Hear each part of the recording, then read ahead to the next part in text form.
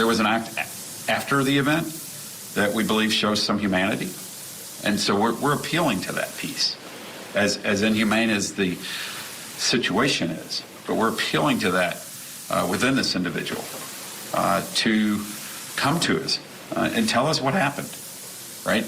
Let us work through this and figure out what happened. As the main suspect continues to be sought after in Tennessee this morning, it seems that police now are getting some leads. They've got some new images of Austin Drummond, while a third arrest has also been made in the case. So Drummond, as you see here, captured on home security camera late Sunday night. Investigators released these images of the 28-year-old wearing camouflage and carrying a black rifle. Drummond was spotted in Jackson, Tennessee, which is just under 80 miles away from where the 4 murders took place. In a statement via X, police are urging the public to remain vigilant because they believe Drummond is still in the area. The bodies of 4 adult victims were found in a wooded area in Lake County, Tennessee, and an abandoned baby was thankfully found safe on somebody's front lawn in Dyer County, Tennessee, which is approximately 45 minutes away. This is a picture of all of the victims here. This is just dreadful what happened.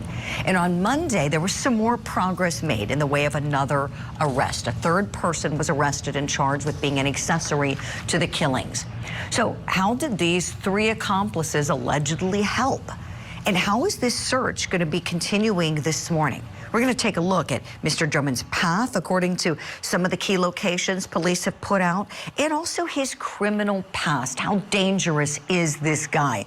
Let's bring in the sheriff in Erie County, Pennsylvania, Chris Campanelli, and private investigator from Black Ops Private Investigations. He's also a former NYPD officer, and both of these gentlemen are military veterans. We thank them for that. Thank you both for being on the program today. Let's start with how dangerous this guy is. We have a little bit of a look at his criminal past. Aggravated robbery at the age of 17. After he was convicted in the case, he threatened to go after the jurors, and then he also tried to kill somebody in prison. That was the attempted murder charge, according to officials. And then when he was done with his prison sentence, he was transferred to the county to face that charge and was given a bond. So the bond, it was a $100,000 bond. He had a dope case too, a $30,000 bond. They combined them in Tennessee for $130,000, and it was a percentage bond, 10%. So he put up $13,000 and was out. Manuel Gomez, we talked about this yesterday. You were pretty fired up about this, the fact that he was given any bond in this situation. How bad of a guy are we talking about here? Well, we're talking about, in my opinion, that he's one of the worst dangers to society right now. He's walking around with it appears to be like an AR-15 type of assault rifle. And if you look at the picture when he's walking, it has a military size magazine, which means that this gun that he's carrying can shoot anywhere between 50 to 100 bullets. You'll see the square. It's a box shape, black box on the bottom of the gun. That's the magazine well. This makes him extremely dangerous, and he's prepared to kill many people. That's what that gun's capability is. Manuel, thank you so much for that. Yeah, I'm convinced he is dangerous and a major threat to society here. Let's pray he's captured fast. Sheriff Campanelli, this is what I want to talk to you about, the search efforts for the capture. We have a map I would love to show you. Some of the key locations law enforcement have pointed out. It appears this guy is heading south. So the murders occurred in Tiptonville, Tennessee. The baby was found abandoned in Tigrit, Tennessee. And then Austin Drummond was spotted on security cameras in Jackson, Tennessee. And so here it seems like there's been a little bit of a progression going southward.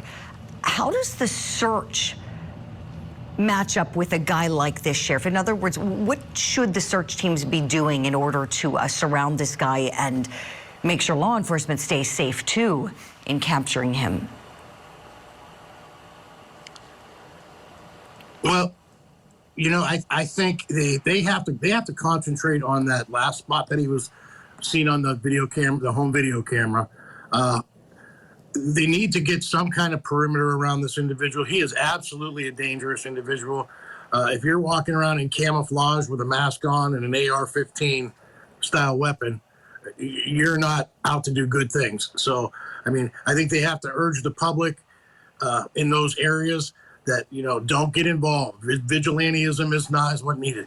The law enforcement have the equipment, the training, and the ability to get this guy. It's just going to be a matter of time. Sheriff, thank you for that. Yeah, the perimeter, get around this guy. And we know he's a bad guy.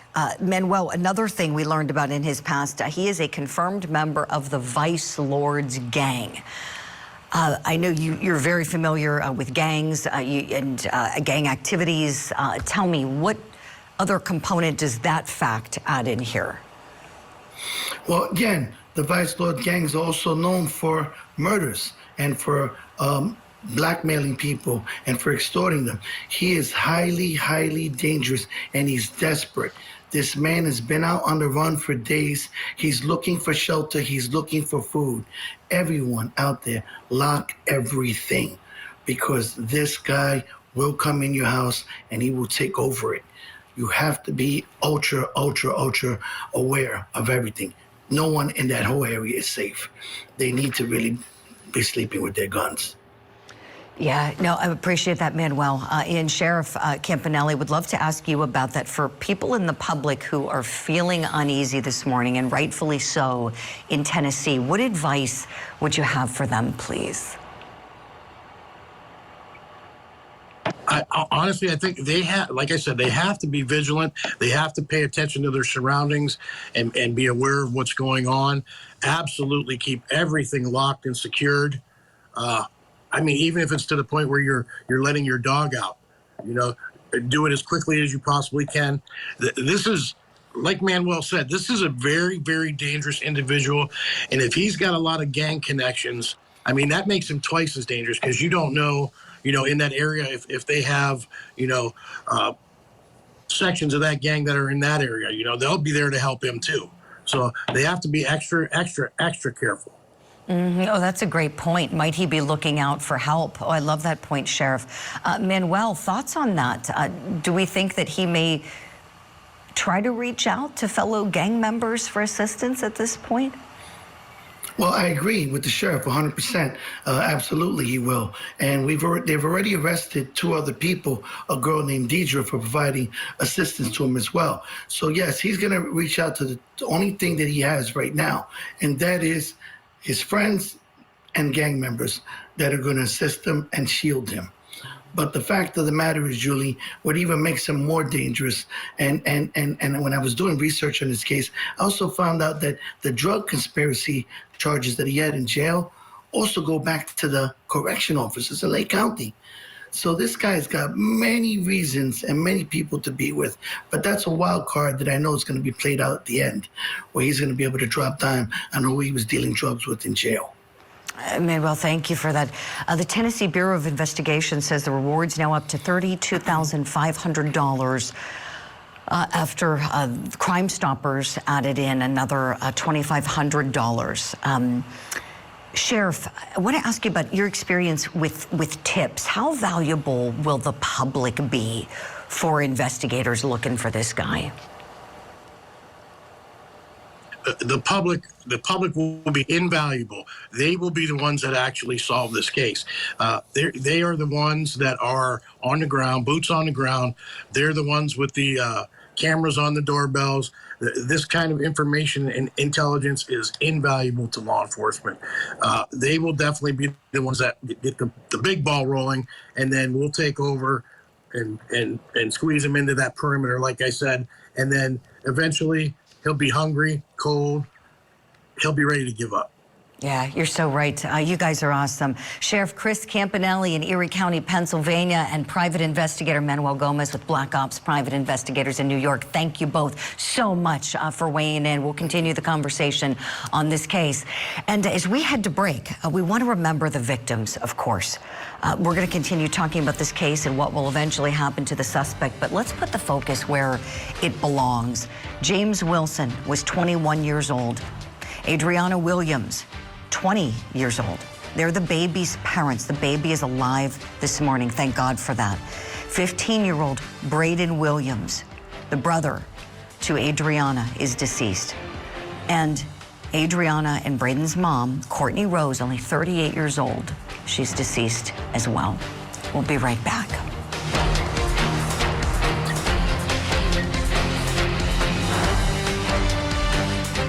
Matriarch of the Adelson family gets arrested. Terrible.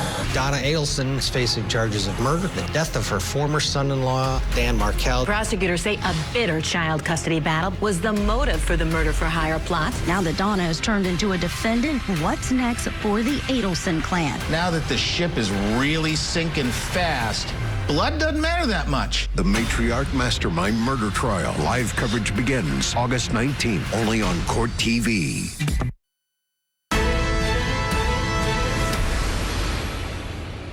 It's critical that the public know that, one, this is not a random act.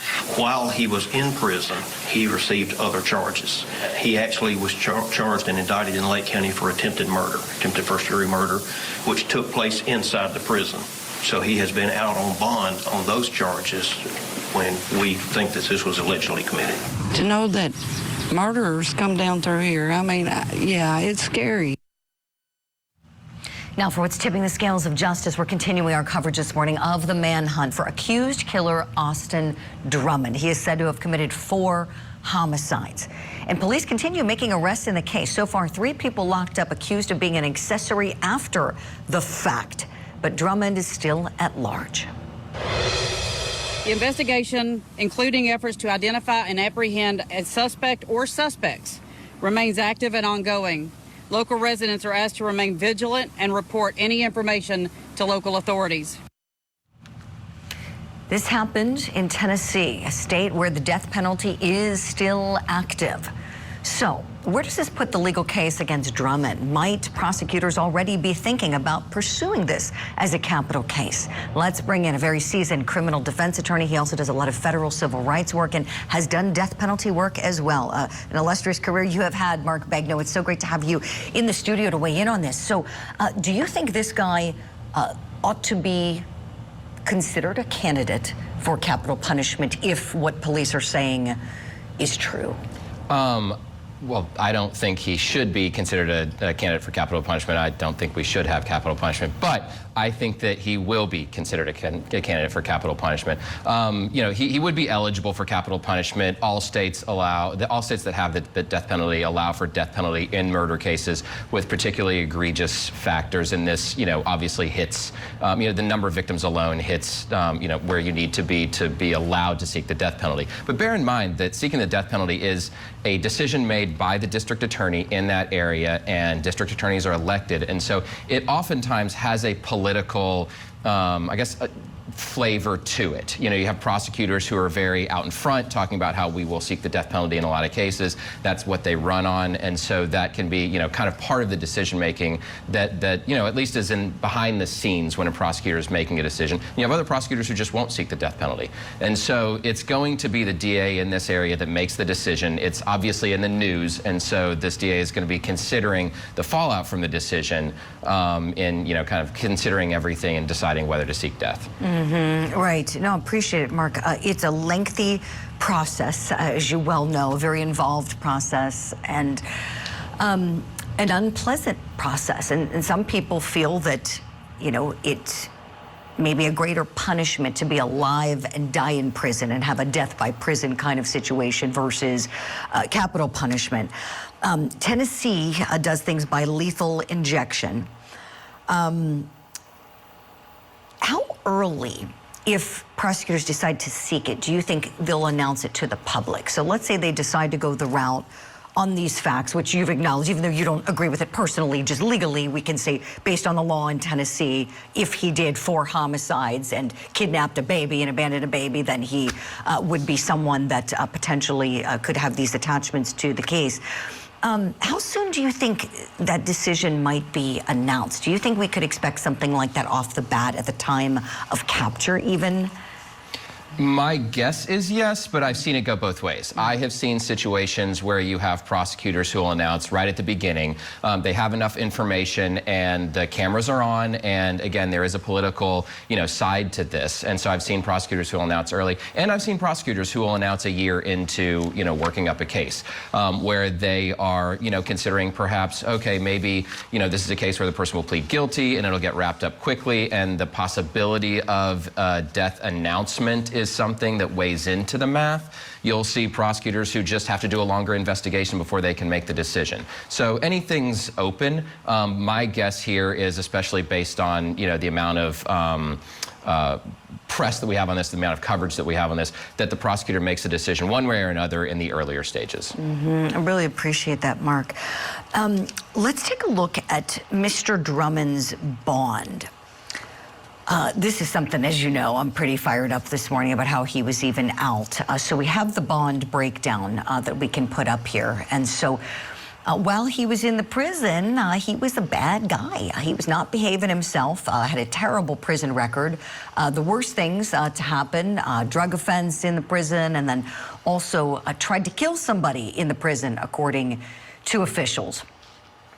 And so they totaled up his bond. $130,000 would be the total here on these charges, and it was $130,000 at 10% versus a straight bond. Quick little bond school class, straight bond, you'd have to pay that whole amount straight up. Percentage bond, you pay a percentage, the bail bondsman puts up the rest, and it's a quicker path to release. Now, we reached out to the DA, the district attorney's office, and their position was they don't object to a bond unless it's a death penalty case. And so we have the magistrate judge apparently setting that bond at whatever the magistrate judge thought was appropriate. The DA is staying silent. And now here we have him out. Every jurisdiction is different for viewers across the pond. As you know, Mark, we have a lot of viewers in the United Kingdom, and every state is sovereign here in America. And I know where I practiced in Pennsylvania and I was a prosecutor, I would have been jumping up and down. And if I had not lodged a big objection to this type of bond in this case, my supervisors would have had me in the office really quickly. What's your thoughts? And again, you have a very different perspective because you're a long-time criminal defense attorney and you've done public service before going into the private sector where you are now. What do you think about this?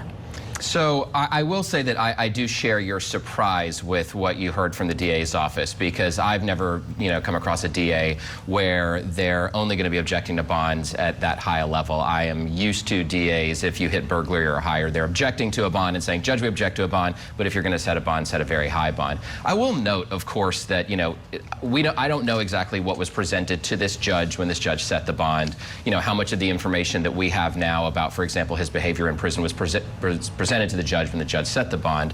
But also bear in mind that, bond is a situation, these are people across the board, people who are getting bonds are people who have not yet been convicted, and it is innocent until proven guilty in this country. And so it is a pretty large step for a judge to say, we are going to hold you in prison or in jail before you've been convicted, sometimes for multiple years. And judges tend to hopefully reserve that to people who, you can see are real threats to the community. Here, I don't know what evidence was presented to the judge. Obviously, and with the DA not objecting, the judge didn't find that there was a significant risk to the community.